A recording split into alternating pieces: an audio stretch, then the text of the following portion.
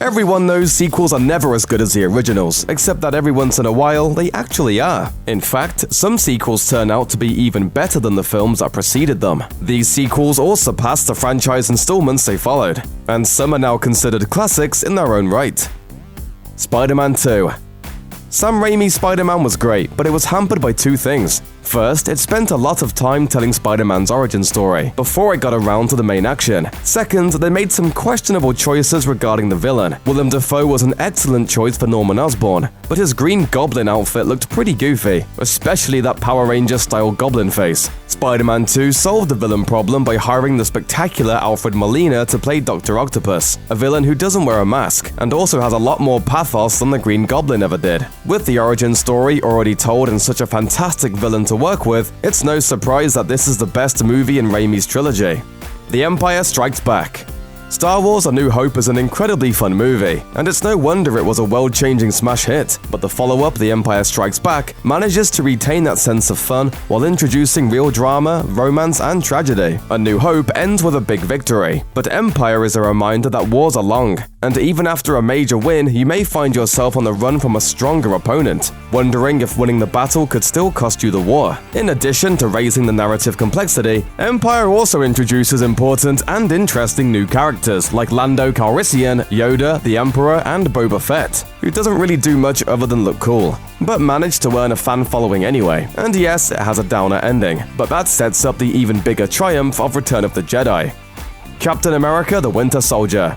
Captain America: The First Avenger was one long origin story, taking Steve Rogers from a skinny Brooklyn kid to a World War II super soldier, then transplanting him directly to the 21st century. Its sequel, Captain America: The Winter Soldier, took that time-displaced Cap and put him at the center of a very modern story. Like many of the character's best comics, Winter Soldier is all about how Steve Rogers comes from a simpler time and struggles adjusting to the complexities of the future. On top of all that, Winter Soldier makes great use of the Black Widow, introduces the Falcon, and even features a fight with Batroc the Leaper, a longtime Marvel villain, who, leaps and stuff. The Dark Knight. Batman Begins has a lot going for it. Christian Bale poured a lot of energy into his dual roles as Batman and Bruce Wayne. The two villains brought some dark fun to the movie, both representing a nihilistic worldview that destroys the world through a misguided desire to purify it. Then The Dark Knight came along and changed the whole game, thanks mostly to Heath Ledger's Joker. He gives what might be the best Joker performance of all time, and even though he's incredibly violent and destructive, he's certainly never grim. Despite the ugly makeup, Ledger is magnetic in every moment he's on screen. Such a worthy villain makes this hands down the best Christopher Nolan Batman movie, and one of the best Batman movies of all time. The Godfather Part 2. There are very few examples of a movie and its sequel both appearing on legitimate lists of the greatest films of all time, but the first two Godfather installments frequently do. The Godfather was more than just a gangster film, bringing a level of craft and depth that the genre had never even approached before. The Godfather 2 takes that complexity further, telling a story of family across two time periods simultaneously. The Godfather Part 2 is a continuing story of Michael Corleone, the previously sheltered son who has become as great a mafia leader as his father once was. But it's also the story of his father in the past, played here by Robert De Niro, a Sicilian immigrant in New York City who learns how things work in his new home, and how much there is to be gained from a life of crime. These halves mesh seamlessly into one whole, a rare achievement in cinema. The Road Warrior. Mad Max is an interesting, low-budget film about a cop in a near-future dystopia who seeks revenge after his family is murdered. The Road Warrior takes that same character and builds a whole new world around him. What was once a collapsing society is now a full-on post-apocalyptic world, and while the first movie was about Max's life, The Road Warrior establishes him as a wanderer who reluctantly gets involved in the lives of others. Add in the now iconic production design and costumes, and it's clear that The Road Warrior is a film that gave George Miller's world staying power as a classic sci-fi franchise. Dawn of the Planet of the Apes. In 2011, the Planet of the Apes franchise was rebooted with Rise of the Planet of the Apes, a sci-fi drama that focuses on the very first intelligent ape, Caesar, played through motion capture by Andy Serkis, and his relationship with the human who raised him, played by James Franco. It sets the stage for the downfall of humanity and the rise of the apes, but it doesn't quite get there. By Dawn of the Planet of the Apes, set 10 years later, things have progressed, to say the least. This is the story of humans who have lost control of the Earth, and their growing conflict with the increasingly intelligent apes. While Rise may have been the key to the way the saga began, Dawn is where it really gets exciting. Star Trek II: The Wrath of Khan.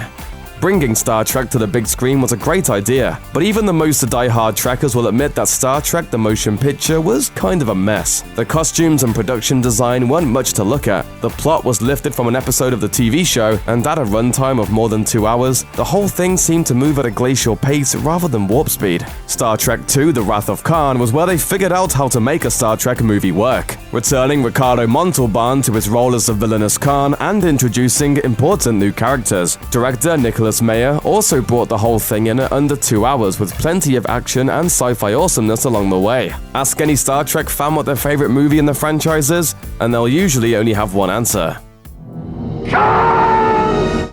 Addams Family Values. 1991's The Addams Family was a surprisingly successful adaptation of the classic TV show, and the 1993's Addams Family Values took that success to even greater heights. First of all, the sequel takes Wednesday and Pugsley to summer camp, where their encounters with more conventionally normal children provide some of the most memorable gags in either movie. Also, most of the first movie is occupied with a conceit that Uncle Fester is being impersonated by a con artist, until he turns out to have been the real Uncle Fester all along at the end. In the sequel, we know he's Fester from the beginning, so Christopher Lloyd can finally occupy the role in a way he didn't get to the first time around, and his relationship with Joan Cusack's Black Widow, Debbie, is a particular highlight. Plus, it brought us this immensely quotable exchange. Ooh, Mr. Debbie! I am an Addams! Fester! X-Men 2.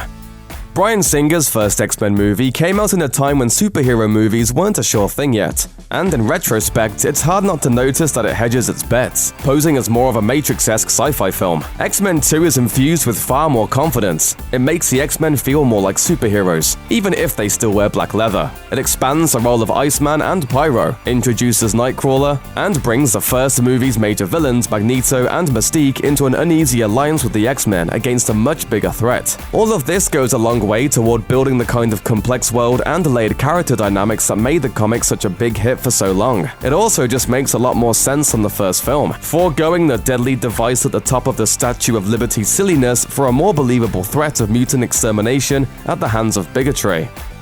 Back to the Future 2. Back to the Future is a fun movie about a teen from the 80s visiting his teenage parents in the 50s, but Back to the Future Part 2 actually tells a complex sci-fi story about the nature of time travel that the first movie didn't even attempt. Roads? Where we're going, we don't need roads.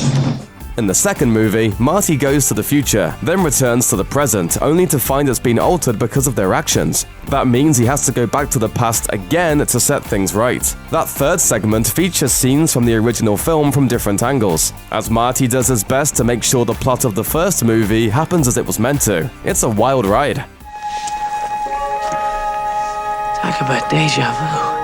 Terminator 2: Judgment Day.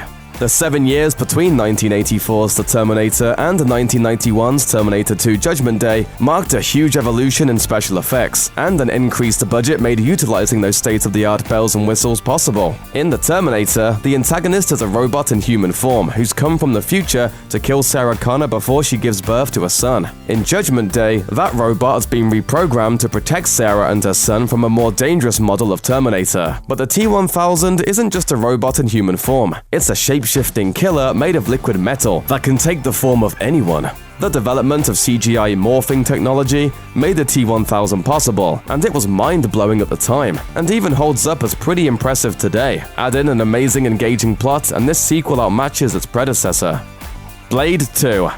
The biggest reason Blade 2 is much better than the first Blade is simple. Guillermo del Toro, the Mexican director, was still mostly unknown in the US when he was hired to direct the second film based on the Marvel Comics Vampire Hunter. The story of the sequel is pretty similar to that of the first movie, but del Toro brings a level of style that really makes Blade 2 something special. The complex fight scenes, Blade's reluctant vampire allies, and the super vampires known as Reapers are by far the best in any of the three Blade movies.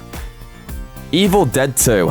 Evil Dead is a ridiculous film by accident, thanks to a low budget and the off-kilter sensibilities of director Sam Raimi and star Bruce Campbell. It turns out to be something much weirder than your average horror movie. In Evil Dead 2, Raimi embraced that weirdness and made full use of Bruce Campbell's comedic abilities to make a delightfully bizarre horror comedy that starts in the same cabin in rural 1980s America and ends in medieval Europe. Everything that came after, Army of Darkness, Ash vs. Evil Dead, the darker Evil Dead remake, all happened because of the slick, tongue-in-cheek self-awareness of Evil Dead 2, far more than the low-budget original Evil Dead. After all, Ash isn't really Ash until he replaces his severed hand with a chainsaw, and this is the film where this happens.